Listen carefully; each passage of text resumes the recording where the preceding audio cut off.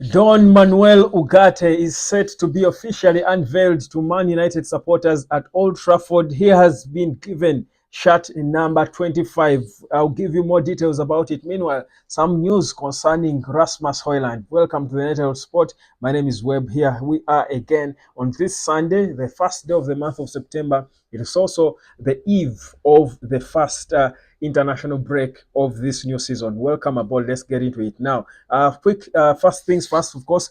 Finally, we get to know the shirt number of Manuel Ugarte, shirt number 25, the same number that has been done before by Jadon Sancho most recently. Jadon Sancho, who moved on to join Chelsea, was the last Man United player to don shirt number 25. It has now been given to our Don Manuel Ugarte, and it has been confirmed today.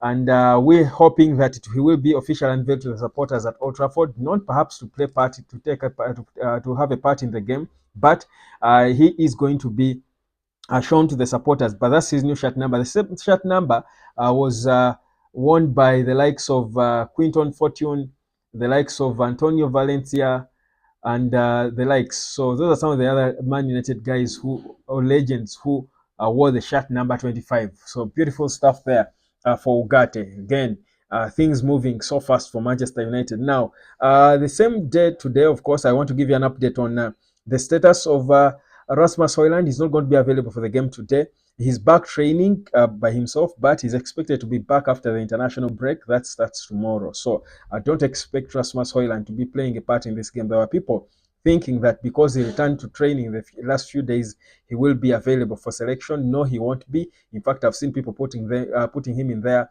probable starting 11. No, he won't be part of the team, but he will be back after the international break. His progress is seeming to be moving on so well. But let's talk about this game and where Man United is. By the way, our former player Chris Smalling, you recall him, who was last at AS Roma.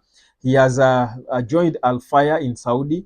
He has joined the Saudi Pro League, and he's going to be replaced by a guy we are linked with, the centre back and left back that United has been linked with in recent days, Mario Hermoso, the free agent who was formerly at Atletico. So he's the one who's going to replace him, that free agent at AS Roma. So that's a bit of what's happening with Man United. But also, I wanted to tell you about the Europa League draws. I know many of you don't want to hear about the Europa League when Man United is relegated to that level. You're thinking, man, we don't play in the Ladies League, Ladies Night, rather, you call it the Ladies Night, Thursday night football and stuff. But the Europa League is, of course, returning with United in there, and it's a league of interest because at least there is a good catch to the Europa League lately, because if you win it, you directly qualify for the next Champions League the following season. But that's those are our games. Our first game on September the 25th is going to be, because we're going to play in the new format, we are going to play 4 home games and 4 away games in the league stage, where 8 teams each team plays 8 games at the league stage of the Europa League. Same thing with the Champions League. So we are playing the first game against FC20, the team where Eric Ten Hag played his most football as a child. I think he joined them as young as 9, and he went on to coach them until the junior ranks or the second team. He didn't coach the senior team of FC20, but this is his boyhood club, you would say. It is the club that nurtured his football and everything. So it's sort of, it will be, I think, a feeling of, good reunion for him. But of course, that's a game we're expecting to win. Then that's the home game on the 20th of September. Then on the 3rd of October, we go to FC Porto. We travel to FC Porto. Then on the 24th of October, we play Fenerbahce. That's again an interesting one because of Jose Mourinho and Sofiane Amrabat. Then 7th November, we play PAOK. Then at home, that is at Old Trafford. Then on the 28th of November, we play either Bodo or Gimit, or Gimt or Glit, or whatever pronunciation.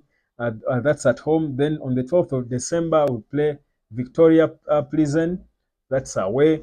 Then on the 23rd of Jan, we play Rangers. That's in Glasgow.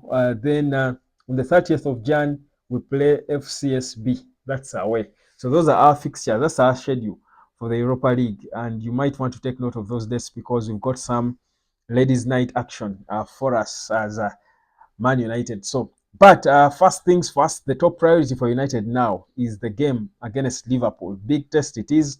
One of those games where you're thinking it's a big game, but I'm honestly not under any form of pressure. I have a certain confidence going into this game, honestly. And I think it is all sponsored thanks to the performance we've had in the summer transfer market. I think it has given me confidence for the rest of the season that I don't feel we should be subdued by any opponent. Even if Liverpool have got a Mo Salah who has scored the most goals against Man United than he has against any other opponent, by the way, in his career. He has scored 14 goals against Man United. I do still feel that Man United has got a real chance if Eric Ten Hag plays his cards right. Uh, the contestation would be on, again, I think to some, knowing how Eric Ten Hag thinks at times, it would be on whether he starts Joshua Zirkzee or not. Uh, Perhaps it's probably now an obvious one. I think he has had enough time training with the team. There is no reason why Zirkzee won't start this game. I think Zirkzee will be coming in, starting, and in the back line, there is not so many changes except Harry Maguire. Even if Maguire has got a motivation of being called and summoned for England, and Eric Ten Hag might want to be sort of loyal to his man, because if Harry Maguire has just been resummoned, he missed the Euros because of injury. He has just been resummoned to the national team, had a good first game of the season. I saw Eric Ten Hag congratulating him on his recent recall with the national team.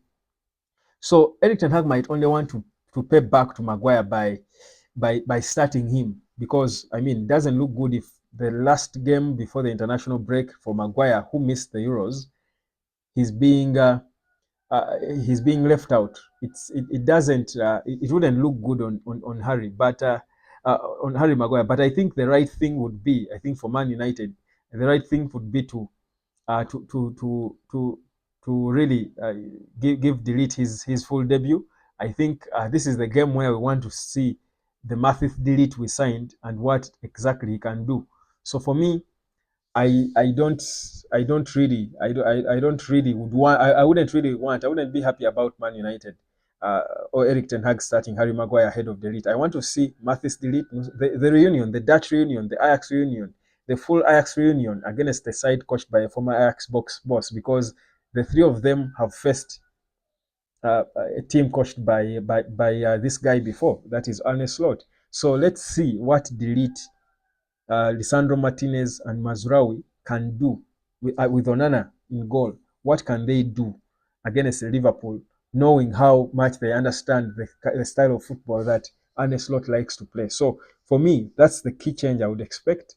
And of course, not playing Bruno Fernandes as a false nine, but have Joshua Zirkzee start up top. Of course, on the wings, obviously, it has got to be Garnacho on the left and Ahmad on the right.